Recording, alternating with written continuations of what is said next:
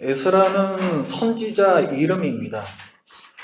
이 책이 에스라가 기록한 것으로 알려져 있어서 에스라서라는 이름이 붙었습니다. 에스라는 역사서인데요.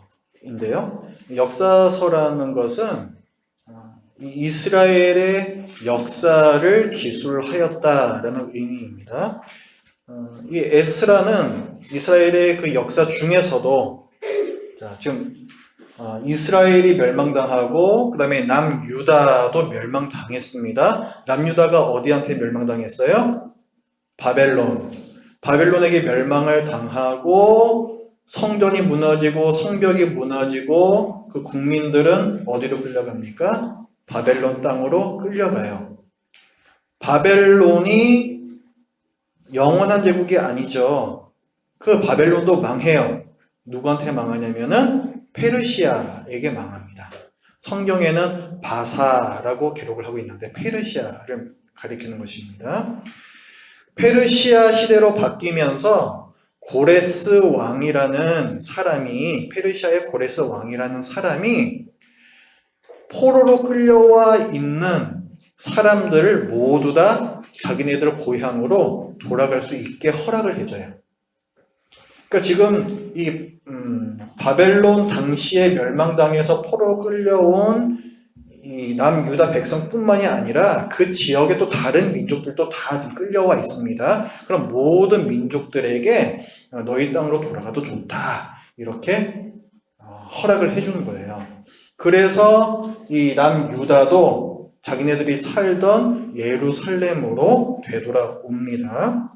되돌아와서 성전을 다시 지어요. 성벽을 다시 쌓습니다. 이 이야기를 기록한 것이 에스라서입니다. 이 에스라라는 사람은 제가 아까 선지자라고 말씀을 드렸는데 하나님의 말씀을 대언하기 때문에 하나님의 선지자라고 제가 말씀을 드리는 거고요. 동시에 이 에스라는 아론의 후손입니다. 아론이 대제사장이었죠. 그러니까 이 에스라는 제사장이었다는 것이고요. 또한 에스라는 학자였다라고 성경에서 기록하고 있습니다. 학자라는 것은 율법학자, 성경학자라는 거예요. 성경에 능통한 학자였다. 이렇게 기록을 하고 있습니다. 우리 성경에 보면은 에스라서 다음에 느헤미야가 나옵니다. 아까 제가 이 책의 배경이 페르시아로부터 예루살렘으로 돌아온 남유다 백성의 역사라고 말씀을 드렸는데 성전을 다시 쌓고 성벽을 다시 쌓았다고 제가 말씀을 드렸죠. 특히 성전을 다시 쌓는 이야기를 한 것이 에스라서이고 성벽을 다시 쌓는 이야기를 한 것이 느헤미야서입니다.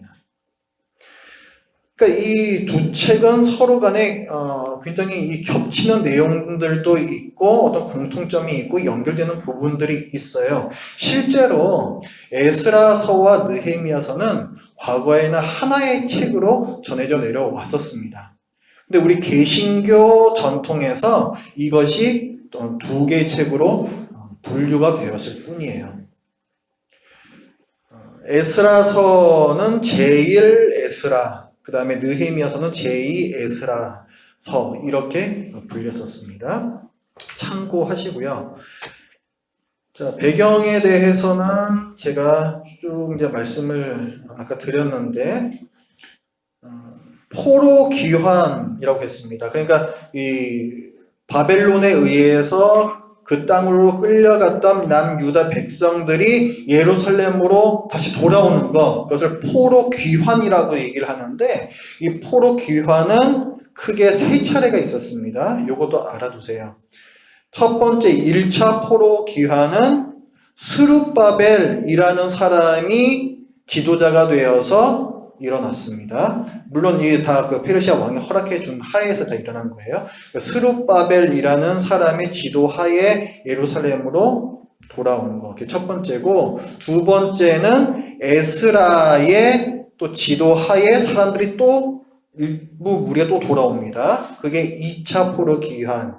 그 다음에 세 번째가 느헤미야를 중심으로 또 일부 사람들이 돌아와요. 그러니까 한 번에 다 이 사람 돌아온 게 아니고 이렇게 나누어서 돌아왔습니다. 그리고 끝까지 예루살렘으로 돌아오지 않은 남유다 백성들도 있었어요. 이 사람들에 대한 이야기를 기록한 책도 성경에 있죠. 누가 있어요? 다니엘. 그 다음에 누가 있어요? 에스더. 이런 사람들. 이런 사람들은 계속 바벨론 시대부터 페르시아 시대까지 걸쳐서 그 땅에서 머물러 있습니다. 에스라서의 주제를 보겠습니다. 에스라서의 주제 첫 번째는 언약의 신실하신 하나님이라고 되어 있습니다. 자, 그 남유다 백성이 나라가 멸망당하고 바벨론으로 끌려가죠. 그 이유가 무엇입니까? 우리가 예레미야서를 예전에 볼 때에도 여기에 대해서 나눴었습니다. 그냥 이게 어쩌다 보니까 그냥 어떤 나라가 강해져서 그냥 남유다를 멸망시키고 뭐 이런 것이 아니라 그 배후에는 하나님의 어떤 섭리가 있었다는 거예요. 어떤 다루어 가심이 있었다는 것인데 그것이 뭐냐면 이 남유다 백성이 하나님께 계속해서 불순종을 합니다. 우상을 섬기고 사회에서 정의를 행하지 않고 그런 죄를 계속 저지르니까 이 죄가 계속 쌓이다가 하나님께서 이 나라를 멸망시키신 거죠. 너희가 순종하면 복을 받을 것이요 불순종하면은 저주를 받을 것이다. 그 저주에는 크게 세 가지가 있다고 제가 말씀드렸었죠. 그 세 가지가 뭐가 있었어요? 가뭄이 든다라든가 전쟁이 일어난다라든가 전염병이 돈다라든가 이런 저주가 대표적인 거라고 제가 말씀드렸습니다. 그래서 전쟁이 일어나면서 이 나라가 망한 거예요. 불순종의 결과입니다. 그런데 하나님께서 이 유다, 이스라엘 백성들과 맺으신 더 중요한 언약이 있다고 말씀드렸죠. 나는 너희의 하나님이 되고 너희는 내 백성이 되리라 라는 언약이에요.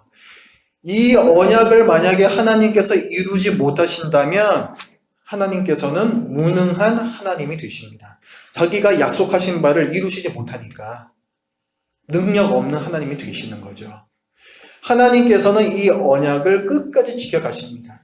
이스라엘의 불순종에도 불구하고 그들의 죄에 대해서는 그들을 징계하시되 그들을 끝까지 포기하시지는 않는 거예요. 끝까지 자기 백성으로서 유지를 시켜 가시는 거예요.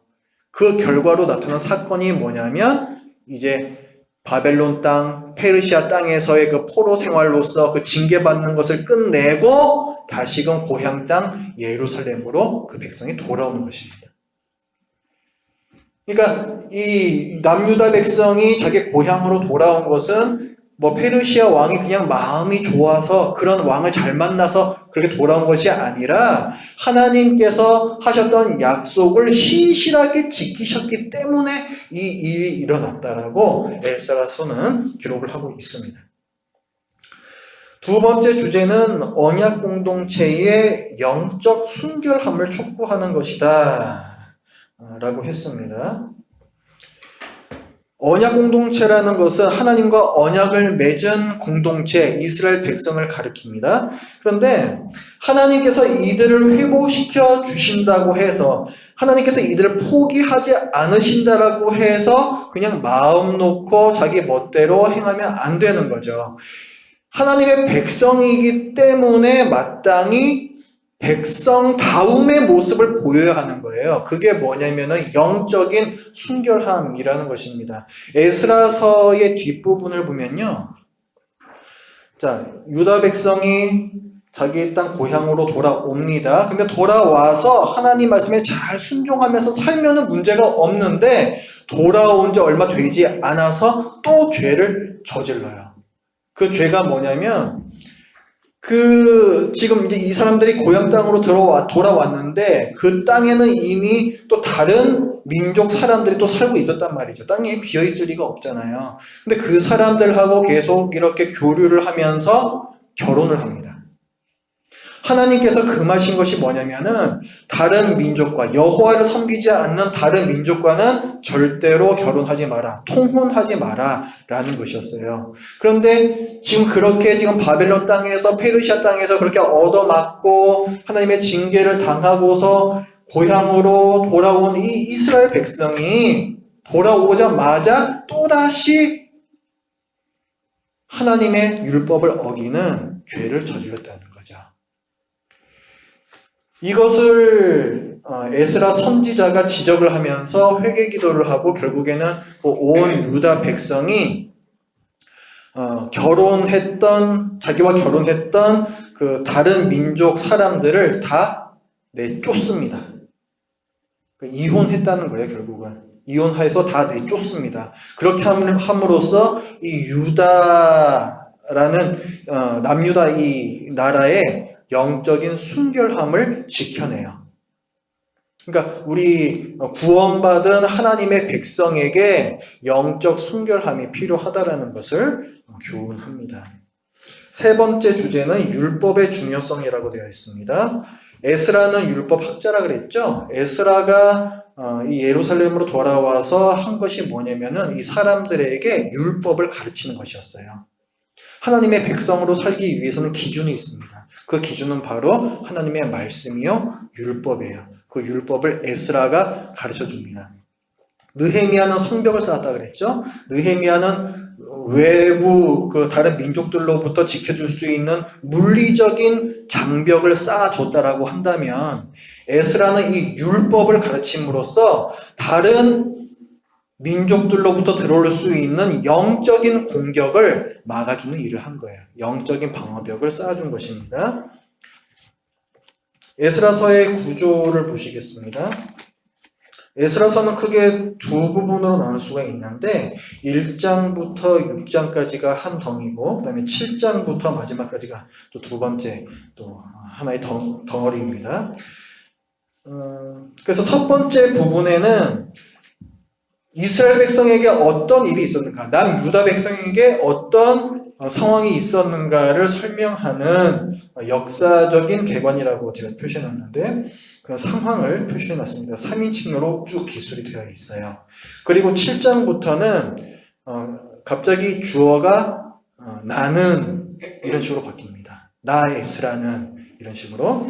그래서 7장부터는 에스라의 회고록 형식이다 이렇게 우리가 봅니다.